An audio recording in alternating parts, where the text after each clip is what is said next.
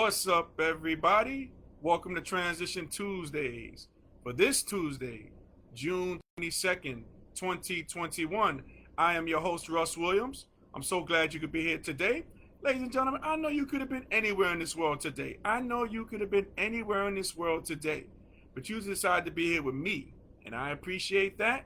And more importantly, I appreciate you. So welcome to Transition Tuesdays on this rainy, kind of overcast day here in New York City. But hey, I'm glad you're here. You made it here with me. I appreciate all of you for doing that Transition Army. I appreciate each and every one of you for coming out today. So, ladies and gentlemen, no guest today, but I do have a guest. I have you, the Transition Army, here rocking me with me today. So we're going to talk about this, that, and the third, all these good things, everything that's doing with transitions. But before we do that, I always like to state my opinion. I state that, but I also state my intentions. And my intention is to give you the opportunity to laugh, smile, think, and engage in honest conversation. So that's what we do here on Transition Tuesdays, each and every Tuesday. So, hey, I'd be remiss if I didn't say happy belated Father's Day to all the fathers out there, myself included. I'm a father of two, as you guys, some people might not know, but I am a father of two. And, just want to have a little recap about Father's Day.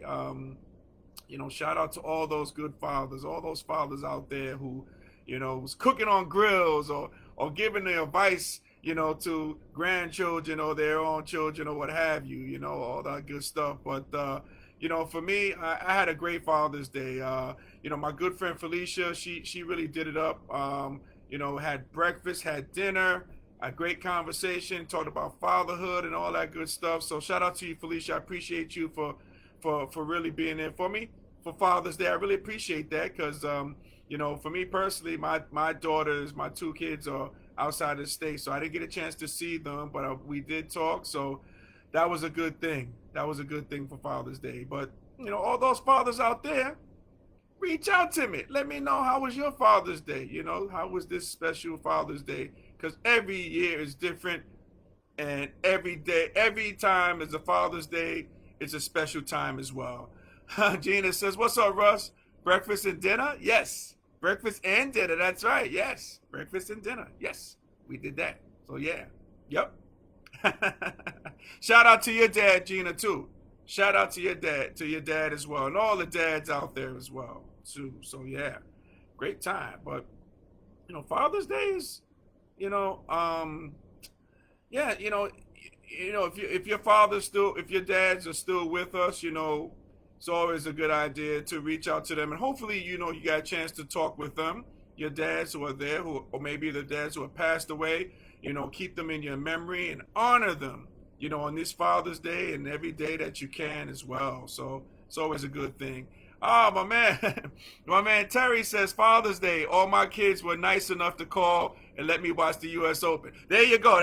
That's true there, Terry. You gotta, when you're dealing with the kids, it's very important that, I think I froze. Okay, yep. Yeah, it's very important, that kids reach out to you and let them do what you like to do, right? So in terms of Terry, it's the U.S. Open. For me, it was watching the basketball games, just relaxing, get a chance to sit back. But it's always a great thing hearing your kids' voices, especially on the Father's Day. For now, shout out to you, Terry, for reaching out about that Father's Day. And hopefully you had a great Father's Day, hoping you had a great Father's Day as well. So honoring those dads, and I would imagine there was probably some new dads that probably got the announcement on Father's Day that they're becoming new dads. So shout out to those new dads as well. So, ladies and gentlemen, I want to talk a little bit about primary day here in New York City. So you have the race for the New York City mayor is today, and today is primary day. So we're going to have a new mayor here in New York City. And I tell you, I voted. I'm a registered voter, and hopefully all those New Yorkers out there are registered voters and have voted today. So important. And the big elections are big too, but it's also good to vote local as well. Congressmen, people on city council. These are the people and movers and shakers in your community that that will be voting on case something happens, especially like district attorneys and all that good stuff. Because when things happen, you want to make sure you want to vote in the right people for city council members, for district attorneys, all that, all through mayors as well. And for me personally, I'll tell you who I voted for. I voted for Andrew Yang. Um, I was really impressed with Andrew Yang, during when he ran for president. I was really impressed with him, and I thought for sure that Biden would put him on the cabinet, but I think he was going to do that. But I think Yang told him that he was going to run for mayor and give it a go. So I voted for him, and it was new this year with the voting selection how you can vote for 5 different choices for mayor and other candidates. Like you can vote for your first choice, your second, third, fourth, and fifth choices. That was new this year, so I want to see how well that goes over. So with that being said, after that, I voted for Eric Adams. Eric Adams is a former police officer, former borough president as well. I think, and I heard he's is the lead so far, so he probably will win the whole thing for mayor. And I think that'd be good for the city of New York City. If a person like, even I voted for Andrew Yang, but if he doesn't win, but a guy like Eric Adams, who's been a former police officer, who wants to talk about the prison reforms and all that good stuff. He's been there. He's been in the trenches as borough president. African American male who knows this city very well. He was born here in this city. So, if he wins, that'd be great. I think he'll be the next black African American since David Dinkins, the Honorable David Dinkins back in the day. So, that'd be good to see. So it's always important to vote for your election, especially for mayor and these other elections. But no, you have to vote local because these people that we put in key positions, from judges, to again council members, these people are the movers and shakers to get things done, along with the mayor as well. And the thing about New York City, if you're not from this area in New York City, ladies and gentlemen, almost like being the mayor is almost like becoming like president of the United States. Is that prestigious, and it's a tough job, especially what's going on here in New York City. Crime is at an all-time high.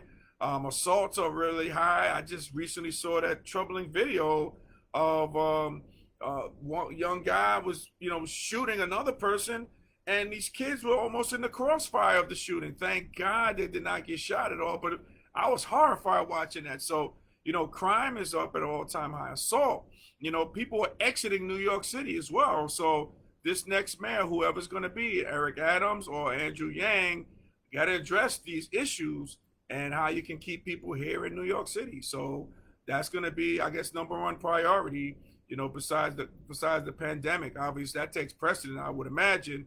But these other things have to be looked upon. So the person who we elect, has to take on these problems. So, let's hope for the best. And it's always important that you vote, because if you don't vote, as I always say, if you don't vote, you cannot complain, you cannot bitch. All right, you gotta vote. So we'll see who's gonna win that election going forward here in New York City. We're gonna see what's going on there. So, yeah. So hold on one second. So we shall see. We shall see.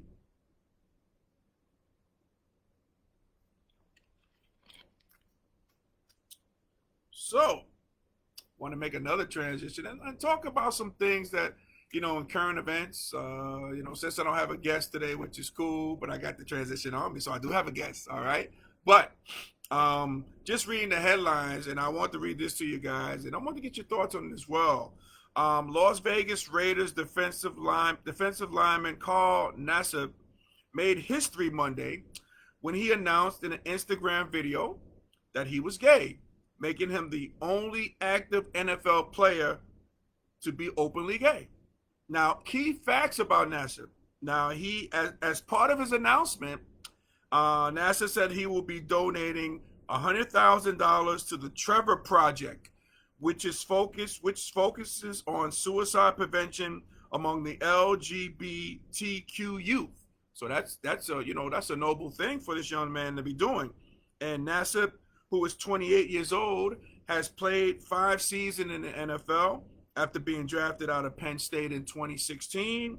And his announcement his announcement of being openly gay player in the NFL was met with an outpouring of support on social media, including the NFL, which they quoted in tweeting saying, "The NFL family is proud of you, Carl," and that was followed by a heart emoji. So, wanted to get you guys' thoughts on that. I applaud this young man for coming out, to being openly gay, and definitely, and especially in a sport that's very, manly, I guess machismo type of deal. I would imagine it'd be very difficult to come out if you are openly gay, but he came out and he's getting the glowing support of people in his community, the NFL community, the LGBTQ community as well.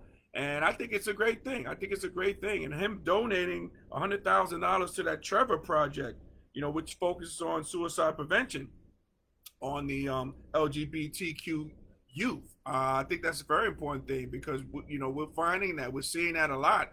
Those young people who are openly come out or what have you. A lot of times, they deal with the stresses and pressures of it, and might lead to suicide. So he's putting his money, where his mouth is, and for the Trevor Project. And I think that's a noble, and I think that's a great thing. And hopefully, other athletes or other people in general follow suit on that. So I think it's a great thing. I'm sure there's some detractors out there who say, should he be coming out or what have you, this, that, and the third. And, and I say this, it's really a great time. These times in which we live in has really made it a great opportunity for those players who might be, in the closet, so to speak, come out. Maybe you wouldn't see this 10 or 12 years ago. You wouldn't see this. And I remember hearing him talk about how, he's a private person, and, we might get to a point at which, this isn't a big deal coming out, throughout the social media event. So, but I think personally it's a good thing. I think it's a great thing. I think it's great for young people to see this and, and inspiring them to come out if they're a little hesitant of doing that, if you're an athlete or not. But I had a question, so and I wanted to get what everybody thought as well. But I had a question on it, and I wonder. It's just a curiosity thing for me. Is like, I see his teammates. I'm wondering his teammates at the Las Vegas Raiders. I'm wondering, did they realize he was gay all along? I would imagine they did. You know what I mean? So is it a surprise to them?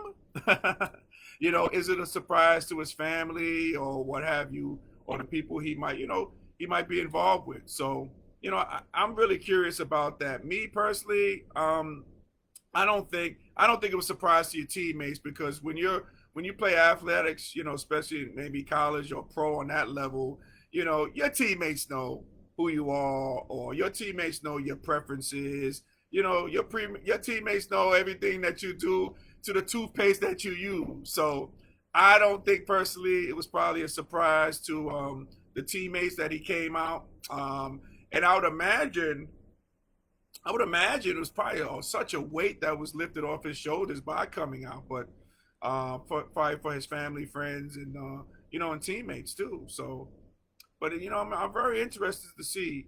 Did his teammates know? Were they shocked when they heard the news? When they saw him on Instagram? Were they like, "Oh my God, I had no idea," or like, "Oh yeah, we knew," So it's cool that he came out.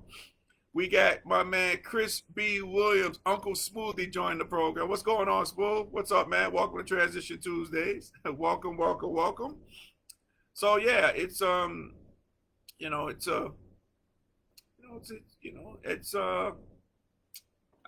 again, I think that's a good thing. I think that's a good thing, and it shows young people, if you might be struggling or you might be fearful of coming out the closet. Here's a guy who's a noble guy who came out the closet, and hopefully that'll be more, because I'm sure he's not he's the right now it says he's the only active NFL player to be openly gay. Okay, but I'm sure there's other people who happen to be gay, men who happen to be gay in the NFL. There's happen to be gay in other sports as well. So I'm sure hopefully this could for those people who might have trouble coming out, He might lead the crusade with this and make it easier and more acceptable for people to come out, especially in that profession. National Football League. The machismo type of deal. They're playing football. But what do you guys think? Shout out me there, Transition Army. What do you guys think? You guys are, you okay with this young man coming out, or does it affect you at all, or have an opinion on it? You have to have an opinion on it. So we'd love to hear it. We'd love to hear the opinion on that. We'd love to hear the opinion on that as well. Also, I'm thinking too, man, are you guys watching the NBA playoffs?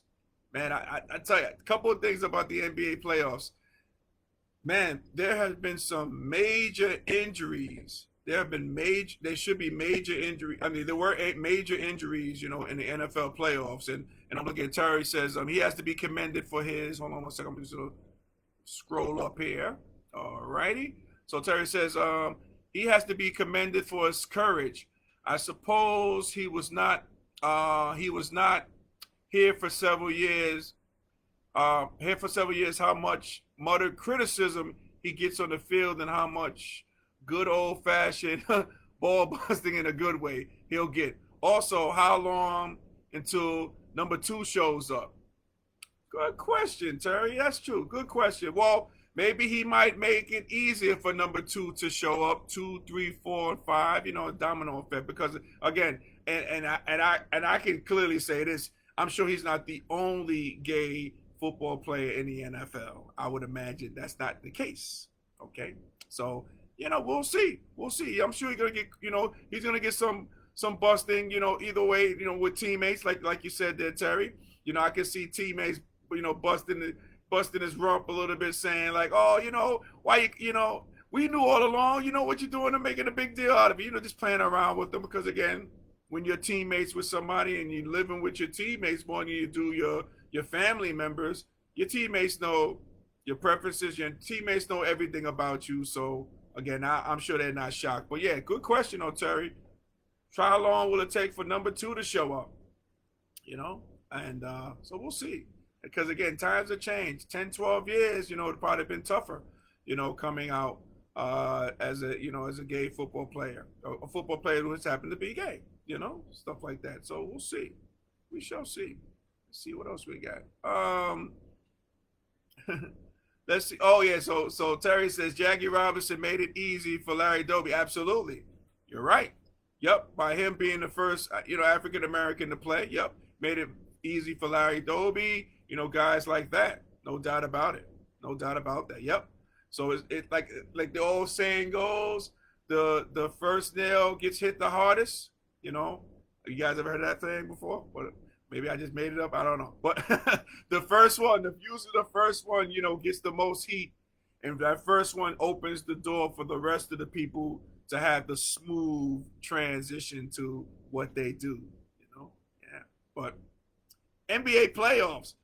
So yeah, the injuries of the NBA playoffs have really been the significant thing there.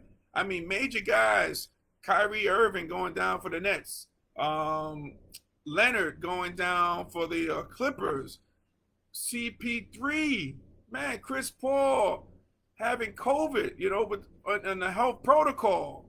Man, these things have been, these have been major things for the NBA. But with all that being said, the NBA playoffs have been pretty exciting. Pretty exciting. New stars, new teams have emerged.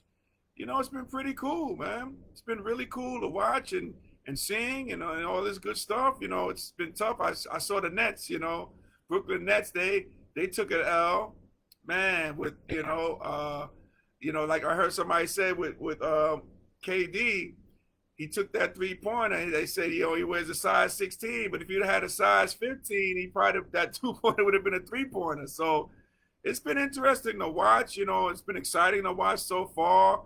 But yeah, the significant injuries that's gone down in the playoffs have been, in the NBA playoffs have been a major thing. And I tell you, the one thing that's been a major contributor to these playoffs are the fans coming back. I mean, it's made a difference. You can see in the Phoenix, All the fans are great there too. Yeah, I don't. It seems to be a little lax with the mask, and I don't know. In the vaccinations, are people fully vaccinated in these venues? I don't know. It's really hard to say, but the fans have really made the difference with these playoffs, and it feels like it's an actual playoff. Whereas in the bubble was just, we just got the caps, we just got the in made noise and all that good stuff. But now the fans, as we see, really make a difference. So I'm really excited to continue watching these games and seeing what takes place. And I hope that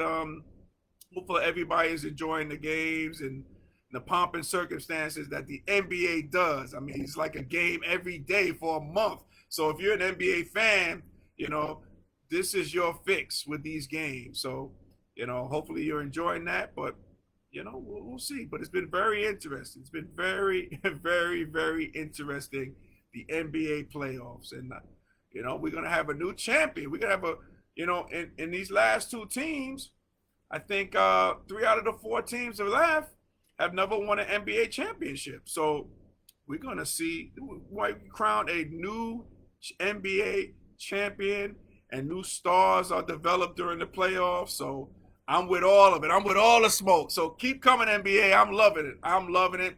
There's going to be some changes being made in off season based on these games. Maybe you might see some players shipping in, shipping out. Case in point, I see in Philadelphia, my boy Smooth is on his Sixers.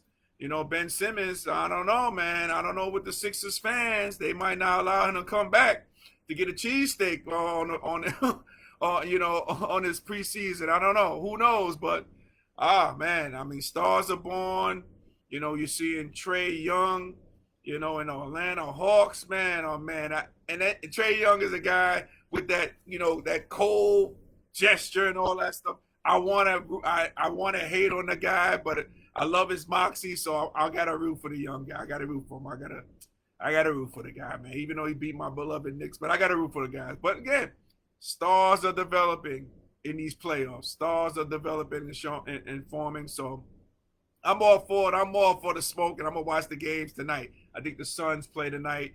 They play the Clippers tonight. So yeah, they had a day off yesterday in a month, which is cool. So I got a chance to refuel and recharge. So, but I'm all for all the smoke. I am here for all the smoke here, no doubt about it. So, ladies and gentlemen, if we were able to make you laugh, smile, and think during this broadcast today, my good friends, you have accomplished something major today. So celebrate your victory, ladies and gentlemen. Celebrate your victory today. Theme music. Loud. Let's go. All right. Hey, ladies and gentlemen, Transition Army, thank you for watching Transition Tuesdays each and every Tuesday, what you do. I appreciate it from the bottom of my heart. I thank you from the bottom of my heart. I appreciate you guys. Appreciate you all.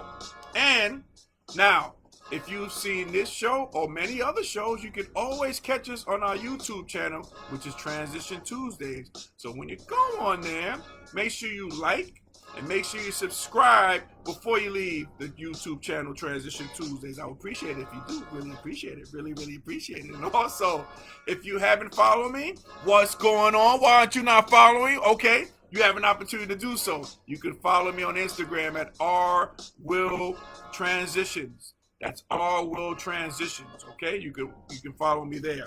We'll love for you to do so.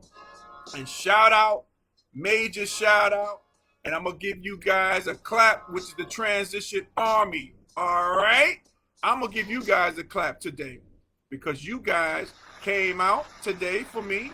You showed out today, so shout out to you, Transition Army, for what you do and how you do it each and every Tuesday here on Transition Tuesdays. Back to the theme music.